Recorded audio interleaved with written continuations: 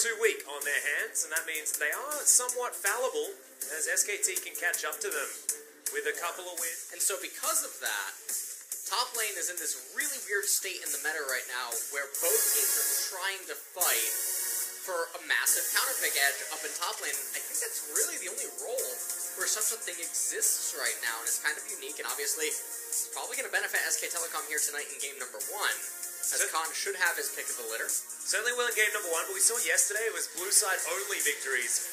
And this is the SKT roster that you've come to know and love. This is the dream team, and they have not been subbing anyone. This is going to be the squad that we're going to see for the rest of the spring split, and they're only getting better as time goes on. Aging like a fine wine is a really, really big pickup. So SKT almost priced into having to ban away those two, and potentially the Callista as well, that Sangyun has shown a lot of proficiency on. Given that Hanwha just selected the Zoe, but Akali... And it's still a flex, right? You can still throw that into top lane, into mid lane. I think the whisperings that I've heard recently are that Akali does feel a little bit better on the top side of the map after the changes that have been made. But we've seen it a lot in the mid lane so far, and Faker has been an aficionado. Opposition is a dive comp, right? So they will be able to jump onto the Jinx. We'll see whether they're going to be capable of getting him out of the way of the Dark Passage as we get into game 1.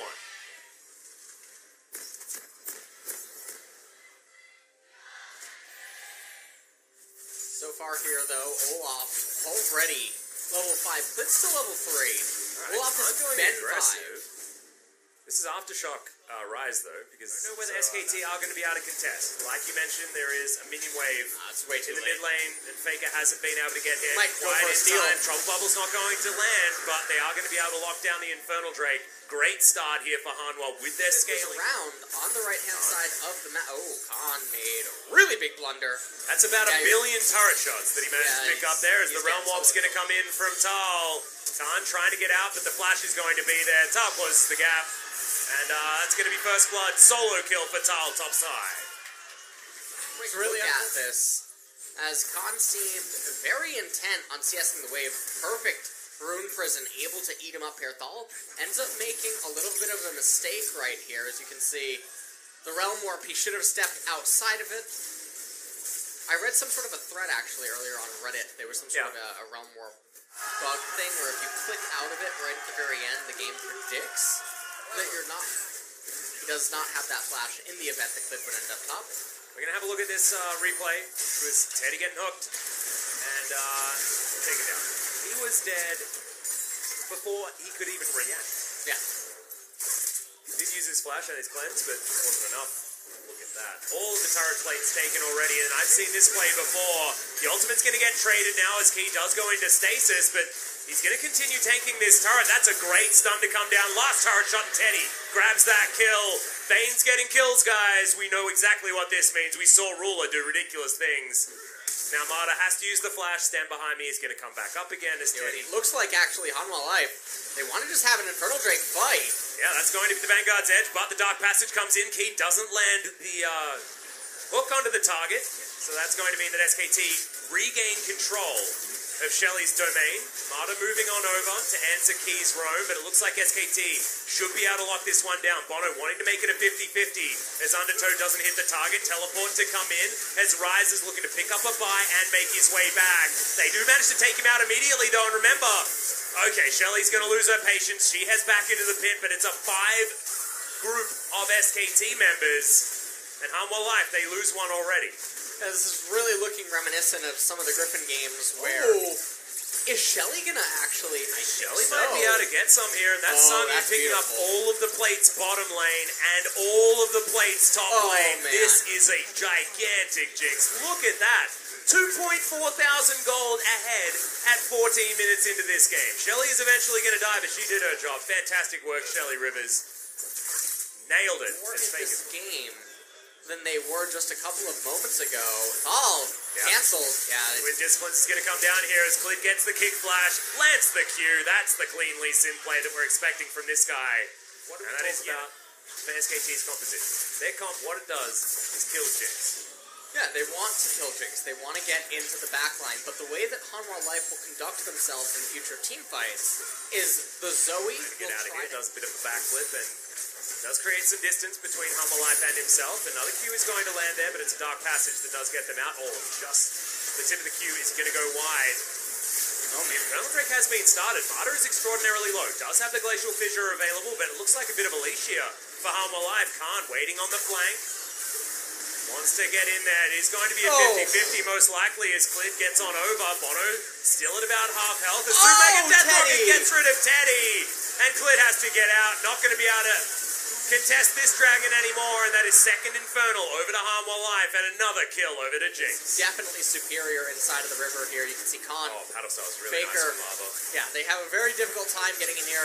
Teddy tumbles, presses cleanse, not flash. No, I got it.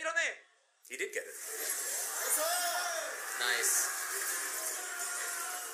Clid. Oh no, there's the flash play. Does get the safeguard flash and even cues himself to safety. That was some really nice reactions, but I have a feeling that Clid had an idea that someone might have been in that brush. Does get the flash out of the Lee Sin though, and that's going to be a big deal in going for these Baron fights. Lava, otherwise it's going to be A-OK. Faker wanting to get into position here is...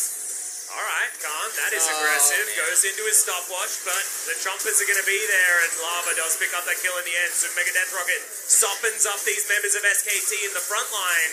Oh, Teddy.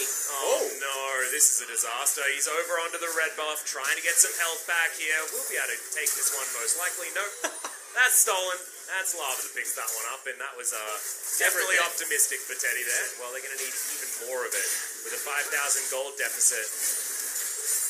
SKT with all 5 members are here, and Marta's going to go for this one. The Dark Passage is available, and Sangyun does take it. In order to get out, Bono is going to be taken, but Marta is going to be traded for it. Zoe picks up that kill. That's a big flash already utilized as Faker trying to get out there, but look at these rockets. Pow is going nuts into the backline. The slow lands from the zap and lasts for about forever. As Sangyun's the one that picks up the kill in the end. No Vayne, no worries. The bottom lane is destroyed, and without a smite, we're going to go for the Baron. We're now pathing over to the left-hand side. Lava. Aggressive as Khan dives forward. It just cops the paddle start in the face. Lava knows that he's not needed to actually take the Baron, and so he's just trying to deal as much damage as possible to some of these carries. On the side of SK Telecom, Thal now on duty to try to stop the Lee Sin. You can see that he's just looking for a room prison. Yep, and the Baron is just going to get taken down. Lava from over the wall. No way that Clid was going to make his way in there. So Baron goes for free over to Harmwell Life after the bottom lane of SKT gets taken down. Let's have a look at this fight one more time. And you can see the fight starts off reasonably well, but then Sangyun, via that Fresh Lantern, able to get out relatively okay. Olaf goes down, but then Faker ends up eating an enormous amount of damage. Clid escapes by the skin of his teeth. And then the Realm Warp able to get Sangyun back into a good position, able to find goal and find it. Yeah, it's just really beautiful to watch here from Harmwell Life. And this is the kind of team fight that they like, as Clid tries to go for the Hail Mary, but he doesn't really have much of a health bar. And he's just going to die before he can really do anything. I do respect it. I respect the idea. But it's not going to win you the game here on SKT's side.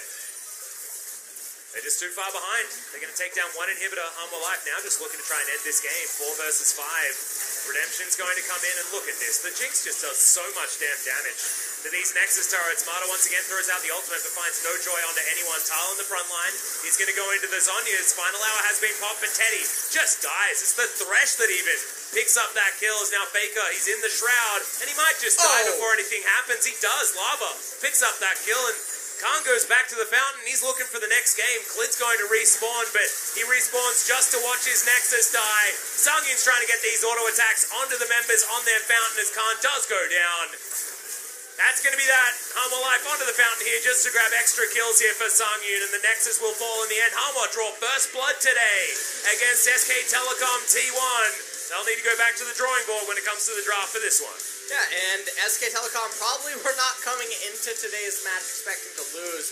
Game number 1, I don't think anyone would have expected this kind of result. Obviously, Sangyun on the Jinx, absolutely massive. He was basically a rogue planet. He was. Just